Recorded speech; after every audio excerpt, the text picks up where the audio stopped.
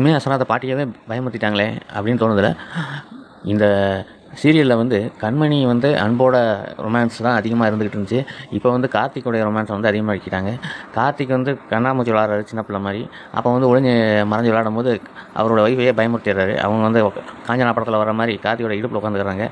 இதே மாதிரி வந்து நீயும் வந்து பண்ணு, நான் பயந்து உன் இடுப்பில் உட்காந்துக்கிறேன் டைலாக் பேசுகிறாரு. காமெடியாக இருந்தாலும் கொஞ்சம் சீரியல் வந்து ரொம்ப ரொமான்ஸ் ட்ராக்லேயே போகுது. அதுவும் இல்லாமல் அவங்க வந்து கார்த்தியை பயமுறுத்தணுங்கிறதுக்காக மேக்கப்லாம் போட்டு பேய் மாதிரி விஷயத்தில் வந்து பயமுறுத்திடுறாங்க. கார்த்தி வந்தால் நினச்சி அந்நேரம் போய் பாட்டி உள்ள வந்துடுறாங்க. அதுக்கப்புறம் பார்த்தீங்கன்னா இந்த வெண்ணிலா வந்து அவரை திருந்தவே மாட்டாங்க போல். என்ன தான் நடந்தாலும் இந்த கண்மணிக்கிட்ட போய் மாற்றி மாற்றி பேசிகிட்டு இருக்காங்க. ஆனால் கண்மணி வந்து ஸ்ட்ராங்காக சொல்லிட்டாங்க. அவர் வந்து உனக்கு என்ன, அவர் ஐ லவ் யூன்னு சொல்லலை என்கிட்ட, அது மட்டும் தான் உனக்கு குறையா இருக்குது, கூடி சீக்கிரமே அதையும் சொல்லிடுவார், நீ ஒன்றும் கவலைப்படாத, நான் அதையும் வந்து உன்கிட்ட சொல்லுவேன், அதுவும் நான் சேலஞ்சாக பண்ணுறேன்னு நினைக்காத, சேலஞ்செலாம் கிடையாது, கண்டிப்பாக இது நடக்கும், நான் எனக்கு நம்பிக்கை இருக்குன்னு சொல்லிட்டு போயிடுறாங்க.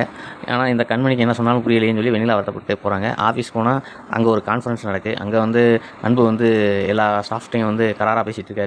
அதை பார்த்து இவங்களுக்கு ரொம்ப சந்தோஷமாக இருக்குது. அதை பார்த்து அன்பு வந்து பார்த்துக்கிட்டே இருக்காங்க. அன்பு வந்து வெண்ணிலா சிரிச்சிட்டு பார்த்துட்டே பார்க்குறாரு.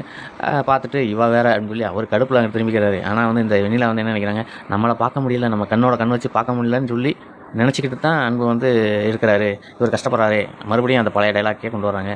இவர் என்னமோ கண்மணிக்கிட்ட வந்து அன்பா இல்லை, கண்மணியை பிடிக்காமல் இருக்கிறாருன்னு சொல்லி அந்த பொண்ணு அதுக்குள்ள வெண்ணிலா வந்து தனக்கு தானே நினச்சிக்கிட்டு போகுது. இப்படி தான் சீரியல் போகுது. நீங்கள் என்ன நினைக்கிங்க இந்த சீரியலை பற்றின்னு சொல்லி கமெண்ட் பாக்ஸில் கமெண்ட் பண்ணுங்கள். தேங்க்யூ.